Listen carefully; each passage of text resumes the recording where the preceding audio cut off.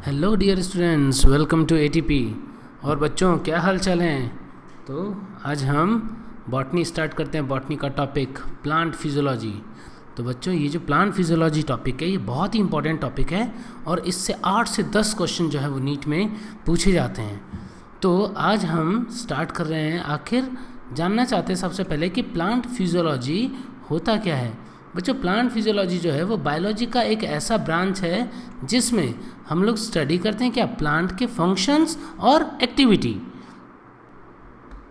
तो इसको हम कैसे डिफाइन कर सकते हैं? हम डिफाइन कर सकते हैं कि it is the branch of biology that deals with the study of functions and activity of the plant. तो बच्चों, ये जो प्लांट की एक्टिविटी स्टडी कर रहे हैं हम यहाँ पर, कौन कौन सी एक्टिविटी? हम प्लांट की ग्रॉस लेवल पे जो एक्टिविटी होंगी वो भी स्टडी करेंगे और साथ साथ में जो प्लांट की मॉलिकुलर लेवल पे या बायोमॉलिक्यूल लेवल पे या सब सेलुलर लेवल पे जो एक्टिविटीज़ होती हैं उनको भी हम स्टडी करते हैं। तो मैं ऐसा बोल सकता हूँ कि branch of biology that deals with the study of functions like what? Functions like transport. तो जो प्लांट के अंदर ट्रांसपोर्टेशन होता है उसका स्टडी जो है वो हम करेंगे इस चैप्टर के अंदर, ट्रांसपोर्ट इन प्लांट। उसके बाद में प्लांट के अंदर मिनरल और एब्जॉर्प्शन कैसे होता है, मिनरल की रिक्वायरमेंट क्या होती है, मिनरल न्यूट्रिशन चैप्टर में पढ़ेंगे हम वो। और इसके अलावा नेक्स्ट हम पढ़ेंगे प्लांट के अंदर फोटोसिंथेसिस, मींस फूड प्रोडक्शन का फंक्शन जो है वो कैसे हो पाता है, और रेस्पिरेशन प्लांट के अंदर कैसे होता है, रेस्पिरेशन, एंड अल्टीमेटली प्लांट के अंदर ग्रोथ और डेवलपमेंट, ये जो प्रोसेस है इसकी एक्टिविटी, इसकी फंक्शनिंग कैसे होती है। तो बच्चों, ये सारे जो टॉपिक्स आते हैं वो एक्चुअल में प्लांट के फंक्शन हैं जो हम प्लांट फिजियोलॉजी टॉपिक के अंदर पढ़ेंगे। तो हम स्टार्ट करते हैं सबसे पहले फर्स्ट चैप्टर यहाँ पे, ट्रांसपोर्ट इन प्लांट। तो बच्चों, ट्रांसपोर्ट इन प्लांट जो है वो होता क्या है? ट्रांसपोर्ट इन प्लांट का मतलब प्लांट के अंदर कोई भी मॉलिक्यूल्स जो हैं वो डिफरेंट पार्ट तक कैसे जाते हैं।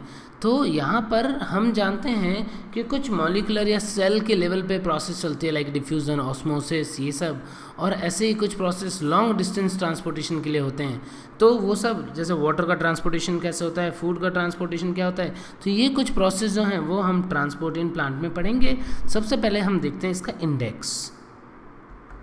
तो बच्चों, इंडेक्स में हम सबसे पहले जो यहाँ पर स्टडी करने वाले हैं, आखिर ट्रांसपोर्ट होता क्या है, इंट्रोडक्शन क्या है उस ट्रांसपोर्ट का। सबसे पहले हम देखेंगे इंट्रोडक्टरी पार्ट, फिर उसके बाद में हम देखेंगे कि आखिर ट्रांसपोर्ट किन किन तरीक़ों से होते हैं, मीन्स ऑफ ट्रांसपोर्ट क्या है। मीन्स ऑफ ट्रांसपोर्ट मीन्स हम इसमें पढ़ेंगे कि आखिर डिफ्यूज़न क्या होता है, यानी शॉर्ट डिस्टेंस ट्रांसपोर्टेशन, डिफ्यूज़न क्या होता है, ऑस्मोसिस क्या होता है, उसकी बात करेंगे हम, एक्टिव ट्रांसपोर्टेशन क्या होता है। तो ये कुछ मीन ऑफ ट्रांसपोर्ट हैं जो हम यहाँ पे पढ़ेंगे मीन्स ऑफ ट्रांसपोर्ट के अंदर। और इसके बाद में हम पढ़ेंगे प्लांट वाटर रिलेशन, जो पोटेंशियल्स वगैरह होते हैं, ऑस्मोसिस रिलेटेड बातें जो होती है वो डिटेल में यहाँ पे प्लांट वाटर रिलेशन में पढ़ेंगे। फिर हम पढ़ेंगे एब्जॉर्प्शन ऑफ वाटर, कि वाटर का एब्जॉर्प्शन कैसे होता है, एब्जॉर्प्शन होने के बाद में उसका एसेंट कैसे होता है, वो ऊपर की तरफ कैसे जाता है, इस प्रोसेस में ट्रांसपिरेशन का रोल क्या होता है, और ऐसा ही प्रोसेस गटेशन जो है वो हम यहाँ पे पढ़ेंगे। फिर कि मिनरल जो है वो प्लांट कैसे एब्जॉर्ब करता है, फ्लोएम के थ्रू ट्रांसपोर्टेशन, बल्क ट्रांसपोर्टेशन कैसे होते हैं, और समरी के साथ हम इस चैप्टर को एंड करेंगे। तो ये टॉपिक्स हैं जो हम ट्रांसपोर्ट इन प्लांट में पढ़ने वाले हैं। तो सबसे पहले हम देखते हैं कि आखिर ट्रांसपोर्ट क्या होता है, इंट्रोडक्शन इसका हम देख रहे हैं। तो बच्चों, यहाँ पर ये जो ट्रांसपोर्ट है प्लांट के अंदर उसको हम 2 पार्ट में डिवाइड कर सकते हैं। कौन कौन से? एक होता है शॉर्ट डिस्टेंस ट्रांसपोर्ट और एक होता है लॉन्ग डिस्टेंस ट्रांसपोर्ट। तो बच्चों, ये जो शॉर्ट डिस्टेंस ट्रांसपोर्ट है ये क्या होता है? जैसे आपको पता है कि प्लांट के अंदर डिफरेंट सेल्स होते हैं कि नहीं होते हैं, और कोई भी मटेरियल जो है वो पास कर रहा है कहाँ, एक सेल से दूसरे सेल में। तो यदि एक सेल से कोई मटेरियल नियर बाय सेल में पास करे कुछ इस तरीके से, तो ये जो प्रोसेस है ये शॉर्ट डिस्टेंस का ट्रांसपोर्ट है, इसीलिए हम इसको क्या बोल रहे हैं, शॉर्ट डिस्टेंस ट्रांसपोर्ट। अच्छा, इसके अलावा एक और भी चीज़, जैसे मान लीजिए कोई सेल है और सेल के अंदर कोई मटेरियल यहाँ से आ गया, तो ये इस सेल के दूसरे पार्ट पे भी तो पहुंच रहे हैं कुछ इस तरीके से। ये भी क्या है, ये भी शॉर्ट डिस्टेंस ट्रांसपोर्ट है। तो बच्चों ये जो शॉर्ट डिस्टेंस ट्रांसपोर्ट हम यहाँ पर देख रहे हैं, जिसमें क्या हो रहा है, इसमें जो सब्सटेंस है उसका ट्रांसफ़र हो रहा है सेल टू सेल और विद इन द सेल। तो ये नॉर्मली किस प्रोसेस के थ्रू होगा, ये होगा डिफ्यूजन ऑस्मोसिस एक्टिव ट्रांसपोर्टेशन। और यदि within the cell transportation हो रहा है, या मान लो सपोज मॉलिक्यूल यहाँ से आया फिर इधर गया, तो विद इन द सेल इसके ट्रांसपोर्टेशन में हेल्प करेगा कौन, the movement of cytoplasm around vacuole. बीच में आप वैक्यूल देख रहे हैं, तो इस प्रोसेस को हम क्या बोलेंगे, इसको बोलेंगे हम साइक्लोसिस और साइटोप्लाज्मिक स्ट्रीमिंग।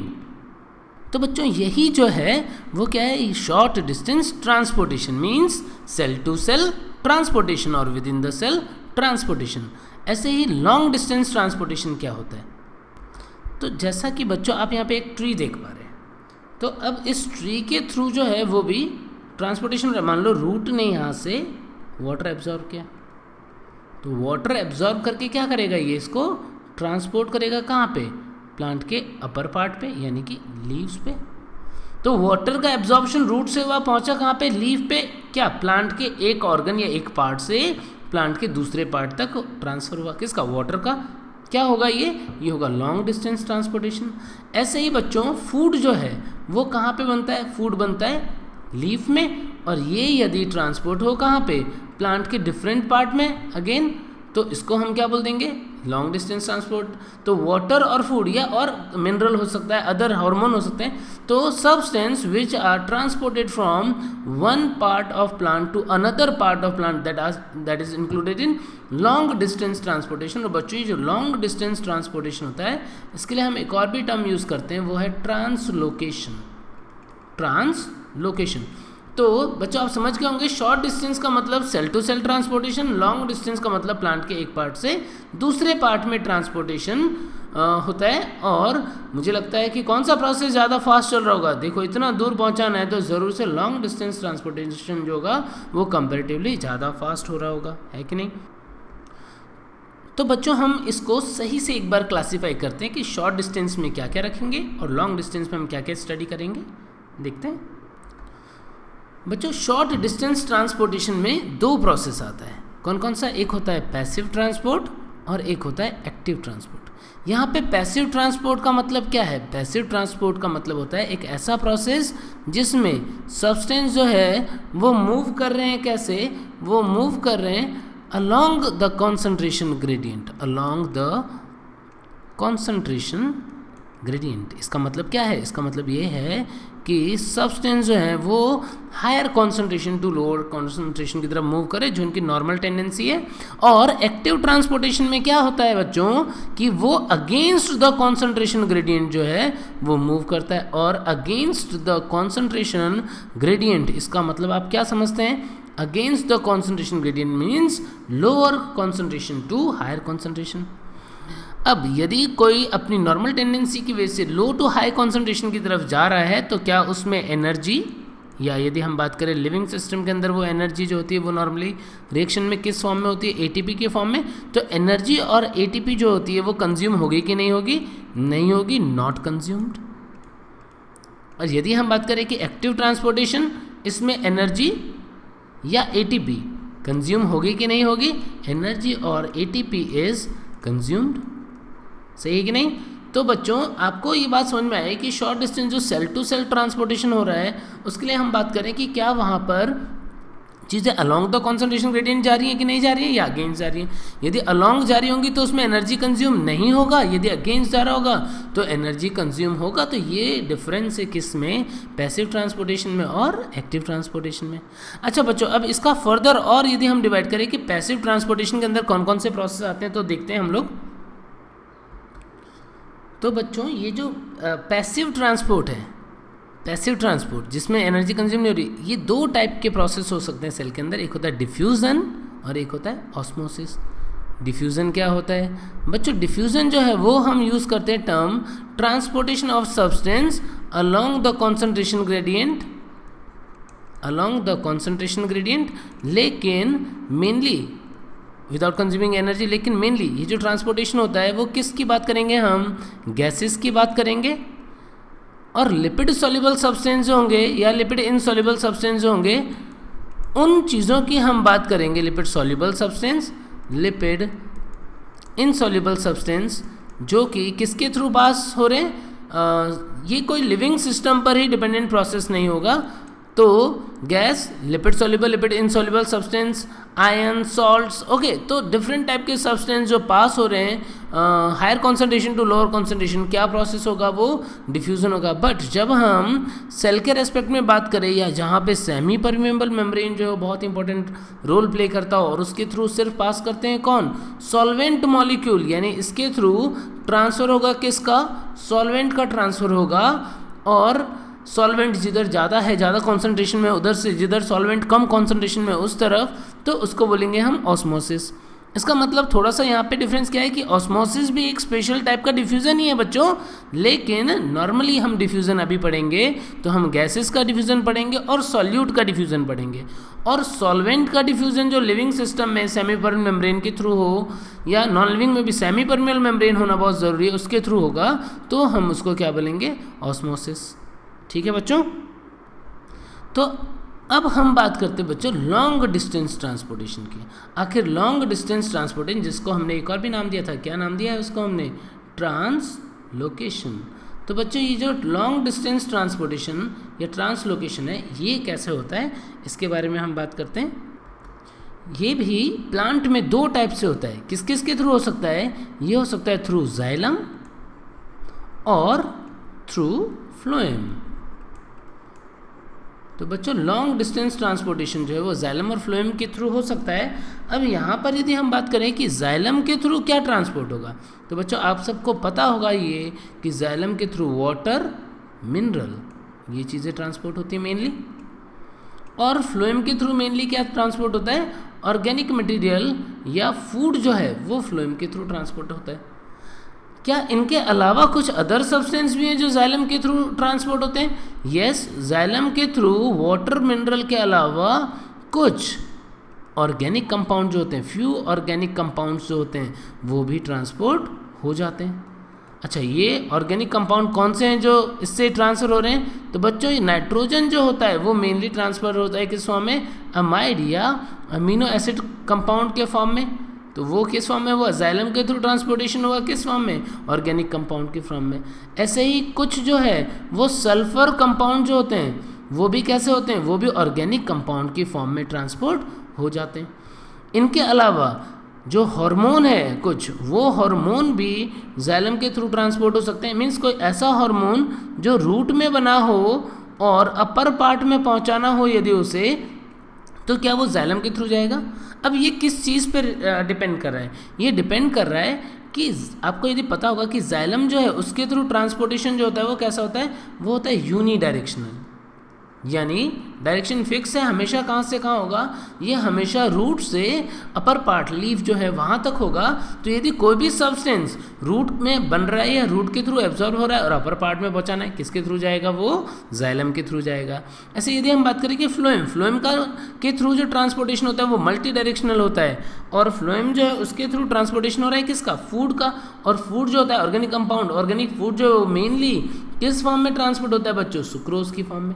अब इन जनरल यदि हम बात करें कि जनरली तो क्या होता है, जनरली जो ट्रांसपोर्टेशन हो रहा है वो लीफ में फूड बन रहा है और अदर पार्ट में ट्रांसपोर्ट हो रहा है।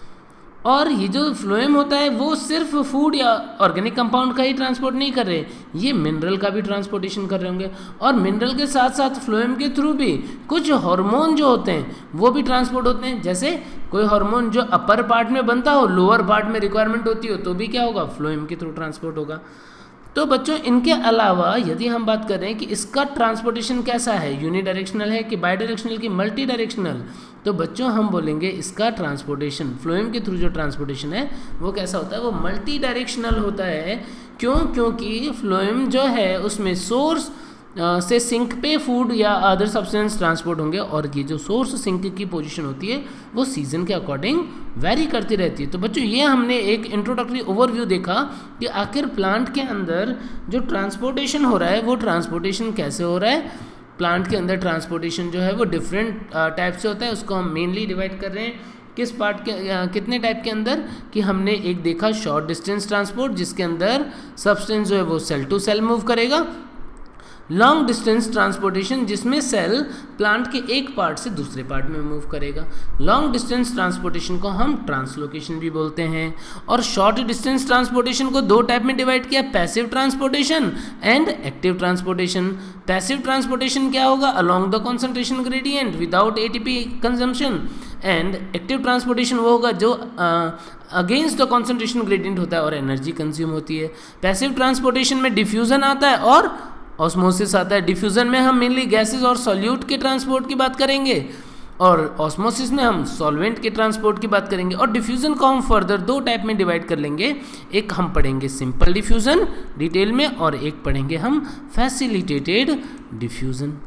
ओके बच्चों, तो हम अब एक एक करके स्टार्ट करते हैं। सबसे पहले डिफ्यूजन।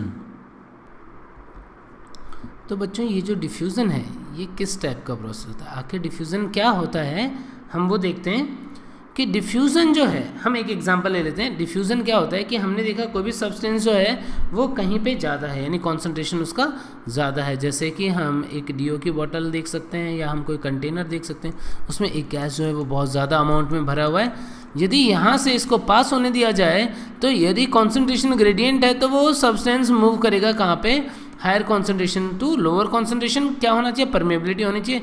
तो उस प्रोसेस को हम डिफ्यूजन बोलते हैं। तो डिफ्यूजन को हम कैसे डिफाइन कर सकते हैं, transfer of substance, mainly will talk about gases and solute. ये सॉल्वेंट का भी ट्रांसपोर्टेशन होगा, यहाँ पे किसी भी सब्सटेंस जो है उसका डिफ्यूजन हो सकता है, बट मेनली हम यहाँ पे बात करेंगे गैसेस और सॉल्यूट का। तो उसका transportation from higher concentration to lower concentration without consuming energy.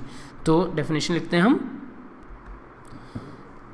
the movement of molecules or ion from the region of higher concentration to region of lower concentration until the molecules are evenly distributed throughout the available space is known as diffusion। तो बच्चों क्या मतलब हुआ, इसका मतलब ये हुआ कि वही अलोंग द कॉन्सेंट्रेशन ग्रेडियंट ये जा रहा है, लेकिन कब तक होगा, जब तक कि वो इवनली डिस्ट्रीब्यूट ना हो जाए। इसका मतलब इक्विलिब्रियम, ये जो इवनली डिस्ट्रीब्यूशन की बात चल रही है इसका मतलब क्या है, इसका मतलब है जब तक कि इक्विलिब्रियम नहीं आ जाता तब तक ये प्रोसेस जो है वो चलता रहता है। अच्छा बच्चों, अब डिफ्यूज़न के लिए आखिर एटीपी कंज्यूम हो रही है कि नहीं हो रही है, तो आप सबको पता है कि डिफ्यूज़न जो प्रोसेस है इसमें एनर्जी कंज्यूम नहीं होती है।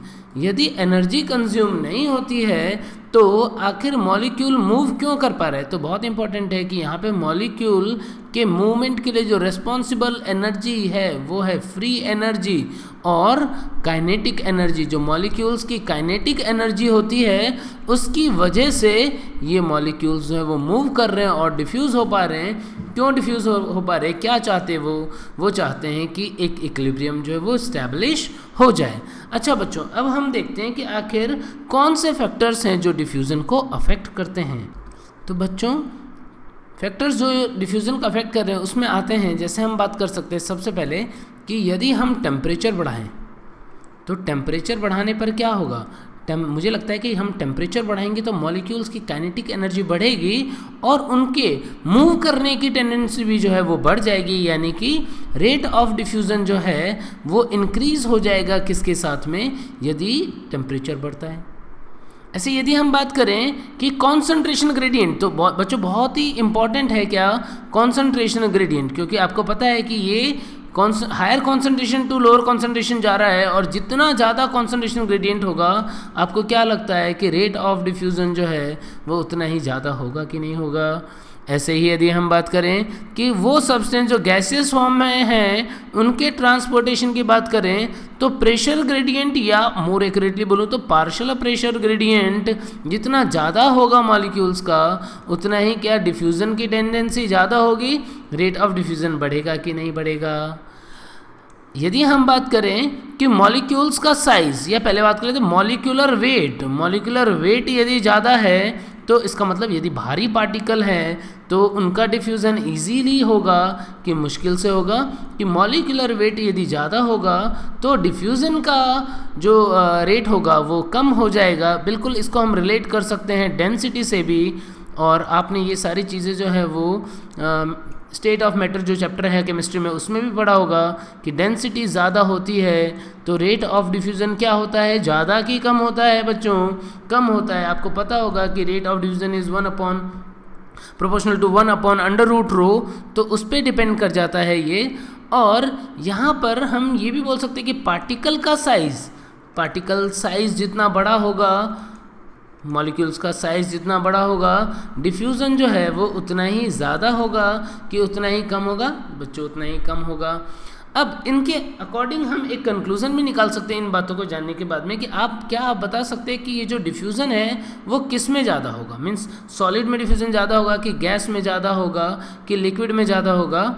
सबसे ज़्यादा डिफ्यूज़न की टेंडेंसी जो होगी वो गैस की होगी, उससे कम डिफ्यूज़न की टेंडेंसी जो होगी वो लिक्विड की होगी, यानी लिक्विड का डिफ्यूज़न जो होगा वो गैस के कंपेयर में थोड़ा मुश्किल से होगा, और सॉलिड जो है उसका डिफ्यूज़न जो है वो सबसे कम होगा। अच्छा, ऐसा हो क्यों रहा है? क्योंकि आप जानते हैं कि गैस के मॉलिक्यूल्स होते हैं वो एक दूसरे को कम होल्ड करके रखेंगे, यानी मूवमेंट जो है वो ज़्यादा रहेगी।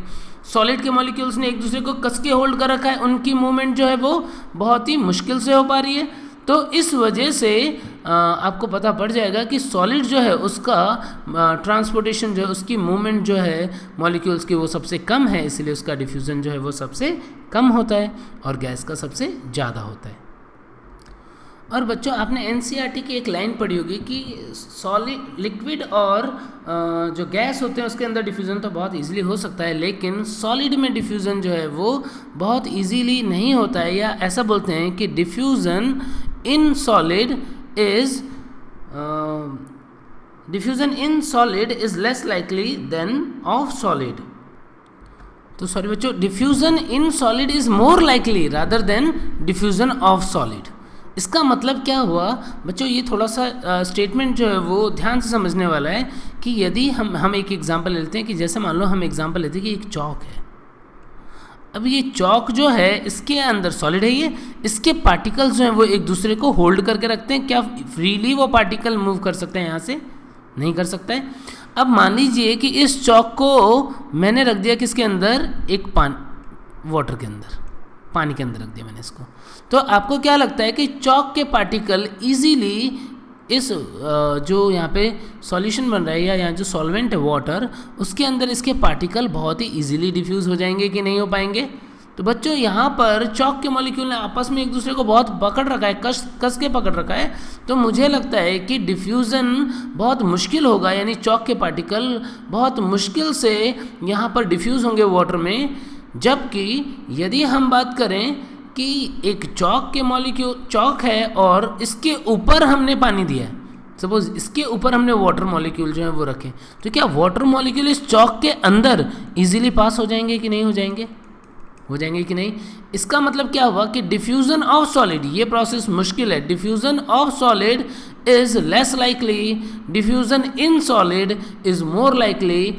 डिपेंड क्या करता है बच्चों, डिफ्यूज़न होने के लिए क्या ज़रूरी है कि मॉलिक्यूल्स के बीच में क्या होना चाहिए, इंट्रामॉलिक्यूलर स्पेस, ये प्रेजेंट होना चाहिए। यदि इंट्रामॉलिक्यूलर स्पेस प्रेजेंट है तो मॉलिक्यूल इजीली उसके अंदर डिफ्यूज़ हो सकता है। और किसका डिफ्यूज़न ज़्यादा होगा वो आपको पता है, जिसकी काइनेटिक एनर्जी ज़्यादा होगी वो इजीली डिफ्यूज़ होगा। तो गैस, लिक्विड का डिफ्यूज़न ज़्यादा होगा, सॉलिड का डिफ्यूज़न कम होगा।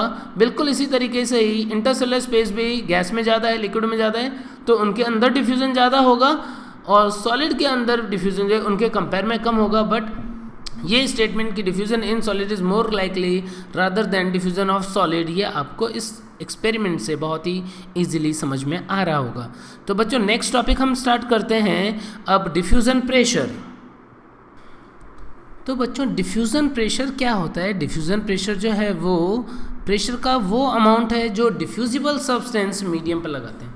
अब इसको हम समझ कैसे सकते हैं कि इसको समझने का तरीका हो सकता है कि जैसे हम ऐसा मान के चले कि कोई कंटेनर है, इस कंटेनर के अंदर गैस भरा हुआ है, तो वो जो गैस के मॉलिक्यूल होंगे वो क्या करेंगे, वो इस कंटेनर के अंदर, यहाँ पे जो गैस के मॉलिक्यूल होंगे वो इस कंटेनर में फोर्स लगा रहे होंगे इसके वॉल के ऊपर।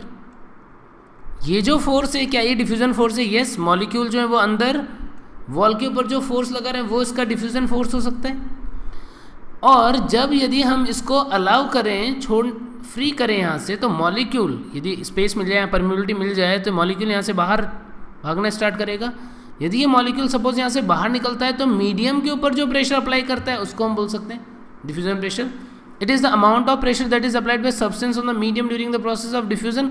और if you want to measure, हमको चेक करना है कि कितना प्रेशर है, तो क्या करें हम, अपोजिट डायरेक्शन में इतना ही प्रेशर यहाँ पे अप्लाई कर दें, तो क्या वही डिफ्यूजन प्रेशर होगा कि नहीं होगा। जो हम गाड़ी में हवा भरवाने जाते हैं तो हमारे टायर के अंदर यहाँ पर एक इक्विपमेंट लगा के मैकेनिक जो होता है वो चेक करता है कि कितना प्रेशर है। तो ये एयर जो यहाँ से बाहर निकला उसको रोकने के लिए हमने क्या किया, एक इक्विपमेंट बनाया और जितना प्रेशर ये अप्लाई करता है अपोजिट डायरेक्शन में, उसी को ये बैरोमीटर जो होता है वो मेज़र कर लेता है और उसी प्रेशर को हम क्या बोल देते हैं, डिफ्यूज़न प्रेशर।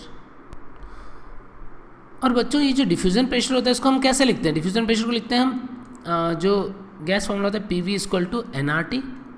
अब यहाँ पे P जो है वो डिफ्यूज़न प्रेशर है तो P = N/VRT लिख सकते हैं हम।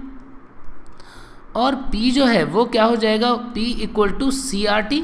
C क्या है यहाँ पे, कॉन्सेंट्रेशन। तो क्या मैं ऐसा बोल सकता हूँ कि प्रेशर, डिफ्यूज़न प्रेशर जो होगा वो डायरेक्टली प्रोपोर्शनल होगा किसके, कॉन्सेंट्रेशन के। तो डिफ्यूज़न प्रेशर जो होता है वो कॉन्सेंट्रेशन के प्रोपोर्शनल होता है, टेम्परेचर के भी प्रोपोर्शनल होता है, ऐसा हम देख रहे हैं। तो ये फैक्टर्स जो होते हैं वो डिफ्यूज़न प्रेशर को अफेक्ट करते हैं। ठीक है बच्चों, अब ये डिफ्यूज़न प्रेशर समझने के बाद में हम जानते हैं कि आखिर डिफ्यूज़न के टाइप्स कौन कौन से हैं। तो बच्चों टाइप्स ऑफ डिफ्यूज़न जो है वो हम बात कर सकते हैं यहाँ पे, जब हम प्लांट के लिए पढ़ रहे हैं या लिविंग सिस्टम के लिए हम पढ़ रहे हैं। तो डिफ्यूज़न जो है वो दो टाइप का है। कौन कौन से वो दोनों टाइप हैं, एक होता है सिंपल डिफ्यूज़न, जैसे कि हमने इंट्रोडक्टरी पार्ट में भी डिस्कस किया था कि डिफ्यूज़न जो है वो दो टाइप का है, सिंपल डिफ्यूज़न, और दूसरा कौन सा होता है, दूसरा होता है फैसिलिटेटेड डिफ्यूज़न। फैसिलिटेटेड डिफ्यूज़न, आखिर दोनों में डिफरेंस क्या है। तो बच्चों कुछ चीज़ें ऐसी हैं जो ट्रांसफ़र हो सकती हैं इजीली मेम्ब्रेन के थ्रू, और उनके ट्रांसपोर्टेशन के लिए कोई कैरियर मॉलिक्यूल की रिक्वायरमेंट नहीं होती। इसका मतलब जो सिंपल डिफ्यूज़न है उसके लिए सबसे इम्पॉर्टेंट बात है कि उसके अंदर कैरियर मॉलिक्यूल्स जो होते हैं वो रिक्वायर्ड नहीं होते हैं, कैरियर मॉलिक्यूल्स नॉट रिक्वायर्ड। लेकिन बच्चों यदि हम बात करें कि फैसिलिटेटेड डिफ्यूज़न, तो डिफरेंस यही है कि सिंपल डिफ्यूज़न में कैरियर मॉलिक्यूल की रिक्वायरमेंट नहीं होगी, जबकि फैसिलिटेटेड डिफ्यूज़न के अंदर कैरियर मॉलिक्यूल जो होंगे, कैरियर मॉलिक्यूल्स क्या होते हैं, मोस्टली प्रोटीन्स होते हैं। कैरियर मॉलिक्यूल्स और प्रोटीन्स आर रिक्वायर्ड, इसके बिना ट्रांसपोर्टेशन नहीं होगा। समझ गए बच्चों। तो आखिर ऐसा क्यों है, जैसे हम एग्जाम्पल ले लेते हैं कि यदि हमको गैस का ट्रांसपोर्ट करना है तो गैस के ट्रांसपोर्टेशन के लिए कैरियर मॉलिक्यूल की रिक्वायरमेंट नहीं होती। तो हम ऐसा बोल सकते हैं कि इन प्लांट्स और इन एनिमल्स और organism gas can be transported only by mean of simple diffusion, केवल और केवल सिंपल डिफ्यूजन के थ्रू ही जाएगा, बाकी कोई मेथड नहीं। ऐसे यदि हम बात करें कि lipid soluble substance, lipid soluble substance मतलब क्या, कि हमको पता है कि प्लाज्मा मेम्ब्रेन जो है वो किसका बना हुआ है, वो बाइलेयर लिपिड और प्रोटीन का बना हुआ है। तो लिपिड सॉल्युबल सब्सटेंस जो है वो लिपिड लेयर से इजीली पास हो जाएंगे, उनको प्रोटीन की रिक्वायरमेंट नहीं होगी। लेकिन जैसे स्टेरॉइड्स वगैरह हो गए, जैसे हार्मोन्स, आपको पता होगा कुछ हार्मोन जो होते हैं वो डायरेक्टली मेम्ब्रेन को क्रॉस करके अंदर चले जाते हैं, कैरियर मॉलिक्यूल की रिक्वायरमेंट नहीं होती। तो यदि लिपिड सॉल्युबल है या लिपिड लाइक सब्सटेंस है तो वो इजीली सिंपल डिफ्यूजन के थ्रू पास हो सकते हैं। लेकिन यदि हम बात करें कि फैसिलिटेटेड डिफ्यूजन, तो किसका होगा, आयंस का फैसिलिटेटेड डिफ्यूजन होगा। और lipid insoluble substance, lipid insoluble substance जो होंगे वो कैसे जाएंगे, वो फैसिलिटेटेड डिफ्यूजन के थ्रू जाएंगे कि नहीं जाएंगे। क्यों, क्योंकि जैसे हम बात कर रहे हैं आयंस की बात कर रहे हैं, या कोई भी पोलर मायोटी वाला कोई भी ग्रुप है, यानी मीन्स ऐसा बोल सकता हूँ कि कोई भी ग्रुप ऐसा है जिसके ऊपर पोलर मायोटी प्रेजेंट है, तो ऐसे मॉलिक्यूल्स, पोलर मॉलिक्यूल्स जो होंगे वो कैसे जाएंगे, वो फैसिलिटेटेड डिफ्यूजन के थ्रू जाएंगे। समझ गए बच्चों। तो ये दो मेन टाइप होते हैं, सिंपल डिफ्यूजन और फैसिलिटेटेड डिफ्यूजन। अब यहाँ पर यदि हम बात करें कि आखिर फैसिलिटेटेड डिफ्यूजन जो है उसके अंदर जो कैरियर मॉलिक्यूल काम कर रहे हैं वो कैसे काम करते हैं और उसके अकॉर्डिंग टाइप कौन कौन से होते हैं, तो हम देख सकते हैं कि फैसिलिटेटेड डिफ्यूज़न जो है वो 3 टाइप का होता है। फैसिलिटेटेड डिफ्यूज़न जो है वो 3 टाइप का होगा। कौन कौन सा होगा? वो होगा यूनिपोर्ट, सिम्पोर्ट एंड एंटीपोर्ट। क्या होते हैं देखते हैं एक बार। तो बच्चों यहाँ पर आप देख पा रहे हैं डायग्राम के अंदर कि जो मॉलिक्यूल्स हैं वो किस तरीके से मूव कर रहे हैं। ये कैरियर प्रोटीन है, ये लिपिड बाइलेयर है। लिपिड बाइलेयर जो है वो आप लोग जानते हैं कि क्या होता है। सेल मेम्ब्रेन जो फ्लूइड मोज़ेक मॉडल के अकॉर्डिंग यहाँ पर एक ग्रुप होता है, हेड होता है, और ये हेड और इसकी टेल्स कुछ इस तरीके से लिपिड के मॉलिक्यूल्स होते हैं वो अरेंज होते हैं। पोलर हेड होता है, नॉन पोलर टेल होते हैं, और ये प्रोटीन के मॉलिक्यूल्स हैं। तो प्रोटीन के मॉलिक्यूल्स जो हैं वो इसके थ्रू कैसे पास होंगे कि यदि एक बार में एक ही मॉलिक्यूल जो है वो पास होता है तो उसको बोल देते हैं हम यूनिपोर्ट, यानी यहाँ पर कोई सब्सटेंस उसकी कॉन्सेंट्रेशन ज़्यादा है और यहाँ पर कम है तो वो एक मॉलिक्यूल पास होता है तो क्या होगा? यूनिपोर्ट। ऐसे ही नेक्स्ट डायग्राम में आप देख पा रहे होंगे कि एक मॉलिक्यूल जो है, सपोज ए मॉलिक्यूल जो है उसकी कॉन्सेंट्रेशन इधर ज़्यादा है और इधर कम है, तो ये जो कैरियर प्रोटीन है वो ए को ट्रांसपोर्ट कर रहा है इस डायरेक्शन में, और बी जो है, सपोज बी मॉलिक्यूल जो है उसका कॉन्सेंट्रेशन इधर ज़्यादा है और इस तरफ कम है, तो क्या होगा? अपोजिट डायरेक्शन में, और एक ही कैरियर मॉलिक्यूल दोनों डायरेक्शन में ट्रांसपोर्ट कर रहा है तो हम क्या बोल देंगे उसको? एंटीपोर्ट। यदि दोनों मॉलिक्यूल सेम ही डायरेक्शन में ट्रांसपोर्ट हो रहे हो, यानी बी की कॉन्सेंट्रेशन भी इसी तरफ ज़्यादा है, इस तरफ कम है, तो ऐसा कैरियर प्रोटीन जो दो मॉलिक्यूल जो है उनको ट्रांसपोर्ट कर रहा है सेम ही डायरेक्शन में, तो फिर उस कंडीशन में हम क्या बोल देते हैं? सिम्पोर्ट। तो इस तरीके से फैसिलिटेटेड डिफ्यूजन जो है वो कौन कौन से टाइप का हो सकता है? वो हो सकता है यूनिपोर्ट, एंटीपोर्ट और सिम्पोर्ट, 3 टाइप का हो सकता है। अब बच्चों ये जो ट्रांसपोर्टेशन होता है इसमें कैरियर मॉलिक्यूल काम कैसे करते हैं? बच्चों कैरियर मॉलिक्यूल जो होते हैं वो हो सकते हैं लाइक पोरीन चैनल्स, पोरीन चैनल की फॉर्म में। अब ये पोरीन चैनल क्या होता है? ये पोरीन चैनल प्लाज्मा मेम्ब्रेन पे बड़े बड़े प्रोटीन होते हैं। सपोज ये पोरीन चैनल है, हम मान लेते हैं यहाँ पे, तो क्या होगा? इसके अंदर यहाँ पे एक टनल होगा, प्रोटीन के अंदर कोई पोर जैसा बना हुआ है, और इस टनल के थ्रू क्या होता है? इस टनल के थ्रू कोई सब्सटेंस जो है वो इजीली पास कर पाता है, उसको बोलते हैं पोरिन। हालांकि कोई भी कैरियर प्रोटीन जो होगा वो बहुत ही स्पेसिफिक होगा कि इसके थ्रू किस चीज़ को ट्रांसफ़र होना है। पोरीन चैनल्स कहाँ पे होते हैं? प्लाज्मा मेम्ब्रेन पे हो सकते हैं, ऑर्गेनेल की मेम्ब्रेन पे हो सकते हैं। यानी पोरीन चैनल्स कहाँ कहाँ पे मिल सकते हैं आपको? प्लाज्मा मेम्ब्रेन, ऑर्गेनेल लाइक कोई क्लोरोप्लास्ट या प्लास्टिड है उसकी मेम्ब्रेन पे आपको मिलेगा। माइटोकॉन्ड्रिया है तो माइटोकॉन्ड्रिया की मेम्ब्रेन पे मिलेगा, ठीक है। यदि बैक्टीरिया में बात करें, यस बैक्टीरियल मेम्ब्रेन में भी होगा। और बच्चों जो ग्राम निगेटिव बैक्टीरिया होते हैं, ग्राम निगेटिव बैक्टीरिया के सेल वॉल में लाइपोपॉलीसेकेराइड लेयर होती है ना, तो उस लाइपोपॉलीसेकेराइड लेयर के अंदर यानी सेल वॉल के अंदर भी पोरीन चैनल्स जो होते हैं वो प्रेजेंट होते हैं। अब यदि हम बात करें कि कोई सेल के अंदर वाटर का ट्रांसपोर्ट करना है, तो वाटर का ट्रांसपोर्टेशन भी किसके थ्रू होगा? कुछ कैरियर प्रोटीन चाहिए। आप खुद सोचिए कि वाटर जो है उसका ट्रांसपोर्टेशन कैसा होगा? सिंपल होगा कि फैसिलिटेटेड होगा?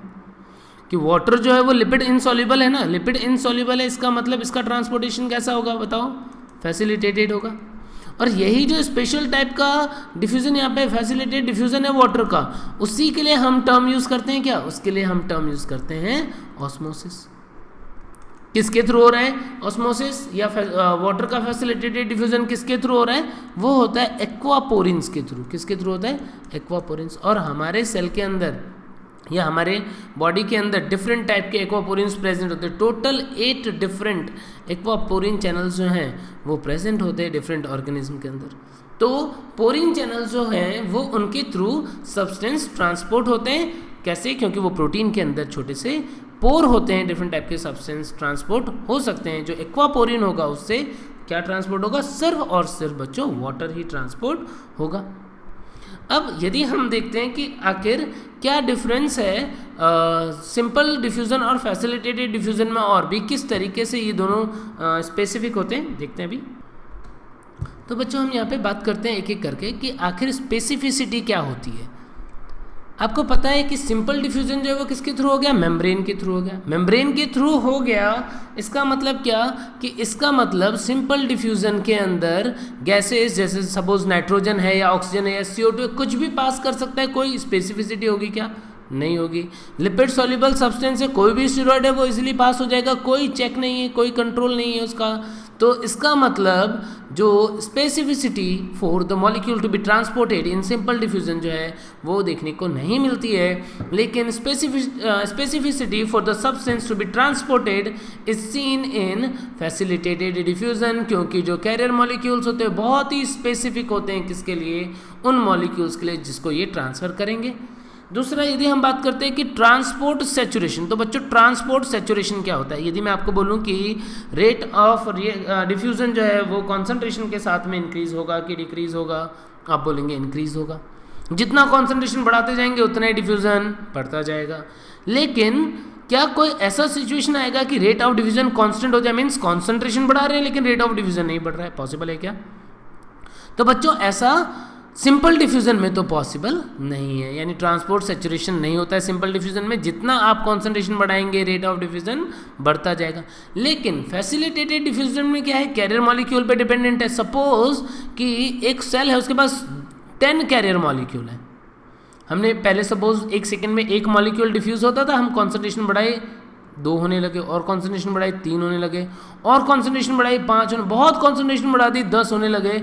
अब इससे ज़्यादा जब हम कॉन्सेंट्रेशन बढ़ाएंगे तो क्या 11 मॉलिक्यूल 11 मॉलिक्यूल 1 सेकेंड में ट्रांसफर होंगे क्या? होंगे क्या बच्चों? नहीं होंगे। क्यों नहीं होंगे? क्योंकि आपको पता है कि कैरियर मॉलिक्यूल का नंबर तो कितना है, 10 ही है, यानी आप कितना भी बढ़ाएंगे तो 10 तक हाईएस्ट रेट ऑफ डिवीजन पहुंचेगा 10 मॉलिक्यूल पर सेकेंड। बट उसके बाद में एक टाइम ऐसा आएगा कि ये 10 के 10 कैरियर मॉलिक्यूल जो है वो एक साथ में ऑक्यूपाइड रहेंगे, बिजी रहेंगे, उससे ज़्यादा ट्रांसपोर्टेशन नहीं हो सकता, उससे क्विक रेट से ट्रांसपोर्टेशन नहीं हो सकता है। तो इसका मतलब ट्रांसपोर्ट सैचुरेशन आ जाता है किसमें, फैसिलिटेटेड डिफ्यूजन में। तो बच्चों बहुत ही इंपॉर्टेंट पॉइंट था ट्रांसपोर्ट सैचुरेशन वाला। और इसके बाद में नेक्स्ट हम बात करते हैं कि effect of protein side chain inhibitor. अच्छा, ये प्रोटीन साइड चेन इनहिबिटर क्या होता है? आपको पता है कि प्रोटीन के थ्रू ट्रांसपोर्ट हो रहा है, जो भी मॉलिक्यूल ट्रांसपोर्ट हो रहा है वो किसके थ्रू हो रहा है, प्रोटीन के थ्रू हो रहा है। यदि कोई ऐसा मॉलिक्यूल हो जो इस प्रोटीन की एक्टिविटी को इनहिबिट कर दे तो क्या डिफ्यूजन के रेट पे इफेक्ट डालेगा कि नहीं? बिल्कुल डालेगा। लेकिन जो सिंपल डिफ्यूजन है वो तो कैरियर प्रोटीन की रिक्वायरमेंट ही नहीं है, यहाँ पे कैरियर प्रोटीन है ही नहीं, तो कैरियर प्रोटीन नहीं होंगे तो सिंपल डिफ्यूजन नहीं होगा। फैसिलिटेटेड डिफ्यूजन की बात करें तो क्या यहाँ पे कैरियर प्रोटीन है? यस। इसका मतलब कोई साइड चेन इनहिबिटर उस प्रोटीन की एक्टिविटी को स्टॉप कर सकता है या उसको इनहिबिट कर सकता है, यानी facilitated diffusion can be inhibited by the side chain inhibitors. और बच्चों लास्टली एक और भी बात हम करेंगे, मैं आपको एक और भी चीज़ यहाँ पे बताता हूँ कि आखिर जो मेम्ब्रेन के थ्रू ट्रांसपोर्टेशन हो रहा है उसमें कैरियर मॉलिक्यूल कैसे काम करते हैं। कि जैसे सपोज ये एक प्लाज्मा मेम्ब्रेन है और इसके ऊपर एक कैरियर प्रोटीन, तो आखिर मॉलिक्यूल कैसे ट्रांसफर, ये या तो टनल प्रोटीन की फॉर्म में हो सकते हैं, पोरिन जैसे हो सकते हैं ये, कि जहाँ से क्या हुआ, कोई मॉलिक्यूल जो है वो इस पोर के थ्रू पास हो गया। एक तो ये पॉसिबिलिटी होती है जहाँ पे क्या होगा, कैरियर मॉलिक्यूल जो होंगे वो अपनी पोजीशन पे फिक्स होंगे। या फिर एक दूसरी कंडीशन क्या हो सकती है, दूसरी कंडीशन एक ऐसी हो सकती है जहाँ पर कि कैरियर मॉलिक्यूल जो है वो कुछ इस तरीके से है और उसके ऊपर एक साइट बना हुआ है, एक रिसेप्टर, एक साइट है यहाँ पे, जहाँ पे एक्टिव साइट, जहाँ पे कोई मॉलिक्यूल जुड़ेगा। अब किसी मॉलिक्यूल को यदि यहाँ पे ट्रांसपोर्ट करना है तो क्या देख रहे हैं हम कि सपोज ये कैरियर मॉलिक्यूल जो है वो गया और यहाँ पे जाके जुड़ गया एक्टिव साइट के ऊपर। अब इसके बाद में ये प्रोटीन जो है वो अपने आप को रोटेट करता है, मीन्स ये मॉलिक्यूल जो है प्रोटीन का वो ऐसे इस डायरेक्शन में ऐसे रोटेट करेगा, और यदि रोटेट करेगा तो जो प्रोटीन की सिचुएशन होगी वो हो सकता है चेंज होकर के कैसे हो जाए कि एक्टिव साइट अंदर की तरफ आ जाए और ये जो कैरियर मॉलिक्यूल था वो इस पोजीशन पे ऐसे आ जाए। और फिर क्या करता है, ये इस कैरियर मॉलिक्यूल को रिलीज कर देता है, तो कैरियर मॉलिक्यूल जो है वो ट्रांसपोर्ट हो सकते हैं किस तरीके से, प्रोटीन या तो अपनी जगह पे फिक्स, या प्रोटीन जो है वो ऐसे रोटेटरी मूवमेंट करता है, तो ऐसे डिफरेंट एक्टिविटी के थ्रू ट्रांसपोर्टेशन जो है वो किसके थ्रू होता है, कैरियर मॉलिक्यूल के थ्रू होता है। तो बच्चों आप लोगों को समझ में आ गया होगा कि आखिर सिंपल और फैसिलिटेटेड डिफ्यूजन में क्या डिफरेंस होता है और किस तरीके से गैसेस और lipid soluble substance simple diffusion के थ्रू ट्रांसफर हो जाते हैं और कैसे इनसॉल्युबल सब्सटेंस जो होते हैं कुछ इस तरीके के कैरियर प्रोटीन के थ्रू ट्रांसपोर्ट हो जाते हैं। तो बच्चों डिफ्यूजन जानने के बाद में अब हम नेक्स्ट टॉपिक जो देखते हैं वो देखते हैं एक्टिव ट्रांसपोर्टेशन, कि एक्टिव ट्रांसपोर्टेशन क्या होता है। तो बच्चों एक्टिव ट्रांसपोर्ट जो है वो कैसा प्रोसेस है, वो एक ऐसा प्रोसेस है जो हमने अभी स्टार्टिंग में डिस्कस किया, कैसा होगा, अगेंस्ट द कॉन्सेंट्रेशन ग्रेडियंट। अब अगेंस्ट द कॉन्सेंट्रेशन ग्रेडियंट इसका मतलब क्या है, इसका मतलब है कि कॉन्सेंट्रेशन के अगेंस्ट हो रहा है, means low concentration to high concentration हो रहा है, लो टू हाई कॉन्सेंट्रेशन। और इस प्रोसेस के अंदर एनर्जी की रिक्वायरमेंट भी होगी कि नहीं होगी, यस होगी, यानी कि इसके अंदर एटीपी जो है उसकी रिक्वायरमेंट होती है। ये होता है एक्टिव ट्रांसपोर्टेशन। और बच्चों ये भी जो होगा वो कैरियर मॉलिक्यूल के थ्रू होगा, यानी कि जो एक्टिव ट्रांसपोर्ट होते हैं उसके अंदर भी जो कैरियर प्रोटीन्स होते हैं उनकी रिक्वायरमेंट होती है। बच्चों ये अपहिल ट्रांसपोर्टेशन होता है कि डाउनहिल ट्रांसपोर्टेशन होता है, इसको हम अपहिल ट्रांसपोर्टेशन भी बोल देते हैं। क्यों? क्योंकि अगेंस्ट द कॉन्सेंट्रेशन ग्रेडियंट जो ट्रांसपोर्ट हो रहा है उसको हम क्या बोल देंगे, अपहिल ट्रांसपोर्ट। इसका एग्जाम्पल, इसके कुछ एग्जाम्पल देखते हैं जो आपने देखे हुए भी होंगे, जैसे कि आपने देखा हुआ होगा सोडियम पोटेशियम पंप, जो नर्वस कंडक्शन वाला टॉपिक आप पढ़ते हैं उसके अंदर सोडियम पोटेशियम पंप आप पढ़ते हैं जो एटीपी कंज्यूम करके सोडियम और पोटेशियम को ट्रांसफर करता है। ऐसे ही जब आप स्टोमेटा की ओपनिंग क्लोजिंग पढ़ते हैं तो उसमें K+H+ पंप जो है उसके बारे में आप पढ़ते हैं। ऐसे मस्कुलर कॉन्ट्रैक्शन के टाइम पे कैल्शियम पंप काम कर रहे होते हैं, प्रोटोन पंप कई जगहों पे, इवन लाइसोसोम के अंदर भी। तो बच्चों ये कुछ एग्जाम्पल हैं किसके, पंप के, जो एटीपी कंज्यूम करके क्या करते हैं, एक्टिव ट्रांसपोर्टेशन करते हैं। अब एक्टिव ट्रांसपोर्ट भी दो टाइप का होता है। एक्टिव ट्रांसपोर्ट दो टाइप का होता है, कैसे कि एक्टिव ट्रांसपोर्ट प्राइमरी भी हो सकता है और सेकेंडरी भी हो सकता है। Active transport can be primary active transport और सेकेंडरी एक्टिव ट्रांसपोर्ट। तो बच्चों इन दोनों में डिफरेंस क्या है। प्राइमरी एक्टिव ट्रांसपोर्ट वो होता है जिसमें प्रोसेस में डायरेक्टली एटीपी कंज्यूम होती है। मतलब आप जो प्रोसेस पढ़ेंगे कि ट्रांसपोर्ट हो रहा है किसी मॉलिक्यूल का, तो उस प्रोसेस के अंदर डायरेक्टली कंजम्पशन हो जाता है किसका, एटीपी का। लेकिन सेकेंडरी एक्टिव ट्रांसपोर्ट जो प्रोसेस होता है उसमें एटीपी जो है वो इनडायरेक्टली कंज्यूम होता है। अच्छा ये बड़ा अजीब सी बात है कि इनडायरेक्टली कंज्यूम कैसे होता है। तो बच्चों ये बहुत ही इम्पॉर्टेंट भी है, बहुत ही इम्पॉर्टेंट पॉइंट भी है, क्योंकि जैसे आप पढ़ते हैं कि इंटेस्टाइन में ग्लूकोज का एब्जॉर्प्शन जो है वो सेकेंडरी ट्रांसपोर्ट के थ्रू, सेकेंडरी एक्टिव ट्रांसपोर्ट के थ्रू होता है। एक्चुअल में क्या होता है उस टाइम पे वो सोडियम के साथ में आता है डायरेक्टली। जो जैसे यहाँ पे तो आप एग्जांपल सोडियम पोटेशियम पंप आपने पढ़ा हुआ है, डायरेक्टली 3 सोडियम जो है वो बाहर, 2 पोटेशियम जो है वो अंदर, किसके थ्रू, एटीपी कंजम्पशन के थ्रू डायरेक्ट हो गया। लेकिन यहाँ पर जैसे आप ग्लूकोज का एब्जॉर्प्शन पढ़ते हैं तो उस टाइम पे क्या होता है, ग्लूकोज जो है वो Na+ के साथ में आता है।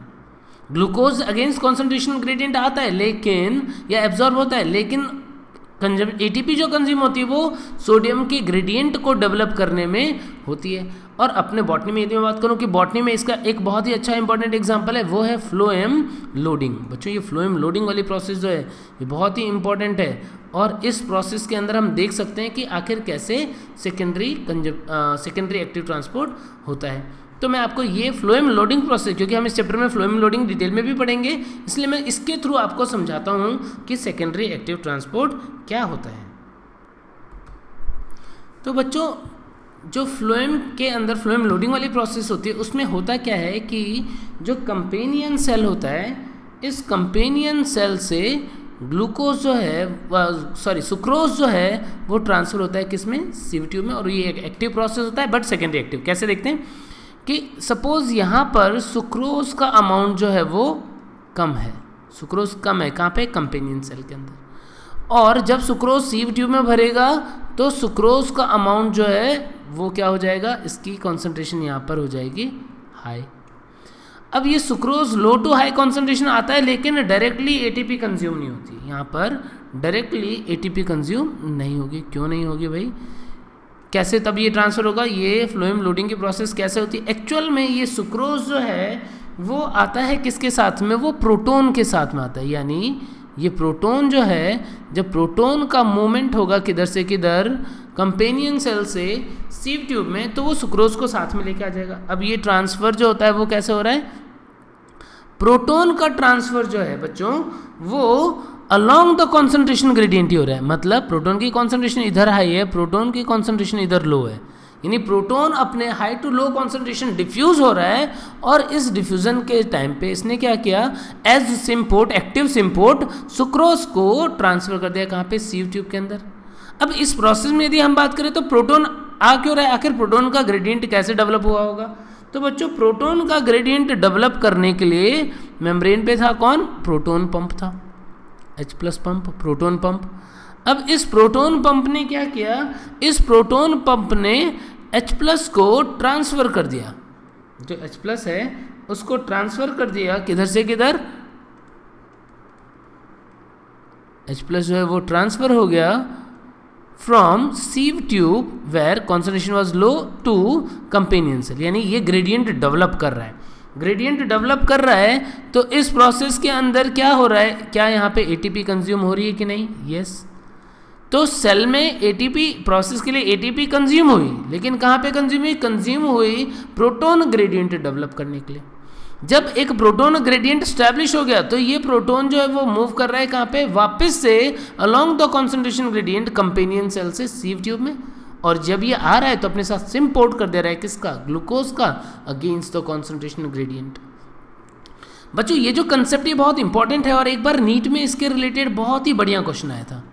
क्वेश्चन आया था कि what is the pH of phloem SAP, जो सीव ट्यूब के थ्रू ट्रांसपोर्ट हो रहा है फूड और सैप है वो, उसका पीएच क्या है। ऑप्शन दिए हुए थे कि क्या वो एसिडिक है, क्या वो एल्कलाइन है, ऐसा पूछा था कि क्या वो एल्कलाइन है, क्या वो न्यूट्रल है, और नन ऑफ द अबव। तो आखिर इसका क्या आंसर जाएगा, ये आप बहुत आसानी से समझ सकते हैं। कैसे कि आप देख रहे हैं कि जब सुक्रोज का ट्रांसपोर्ट करना है, फ्लोएम का काम है सुक्रोज का, तो जब ये ट्रांसपोर्ट कर रहा है तो क्या कॉन्सेंट्रेशन लो है कहाँ पे, सीव ट्यूब के अंदर, हाई है कहाँ पे, कंपेयर, यानी सीव ट्यूब में जो सुक्रोज ट्रांसफर हो रहा है वो लिक्विड, वो जो सैप है उसका मीडियम कैसा बनेगा, एसिडिक बनेगा कि एल्कलाइन, लो H+ का मतलब वो एल्कलाइन पीएच होगा। तो बच्चों ये बहुत ही अच्छा क्वेश्चन था, लॉजिकल क्वेश्चन। तो इस तरीके से सेकेंडरी एक्टिव ट्रांसपोर्ट होता है। इसके अलावा अदर एग्जांपल जो हैं वो भी हो सकते हैं, जैसे ऑक्सीजन का transport against the concentration gradient होता है, वो भी कुछ इसी तरह प्रोटोन ग्रेडियंट डेवलप करके होता है, वो भी सेकेंडरी एक्टिव ट्रांसपोर्ट का ही एग्जाम्पल होता है। तो बच्चों आज हमने पढ़ा ट्रांसपोर्ट क्या होता है, उसके मेथड्स क्या क्या हैं, और शॉर्ट डिस्टेंस ट्रांसपोर्ट क्या होता है, लॉन्ग डिस्टेंस ट्रांसपोर्ट क्या होता है। शॉर्ट डिस्टेंस में हमने डिफ्यूज़न के बारे में कंसेप्ट पढ़े और एक्टिव ट्रांसपोर्ट के बारे में कंसेप्ट पढ़ा है। और बच्चों इसके बाद ये जो आज का लेक्चर है उसको कंप्लीट करने से पहले मैं आप लोगों को एक क्वेश्चन पूछता हूँ। क्वेश्चन कुछ इस तरीके से है।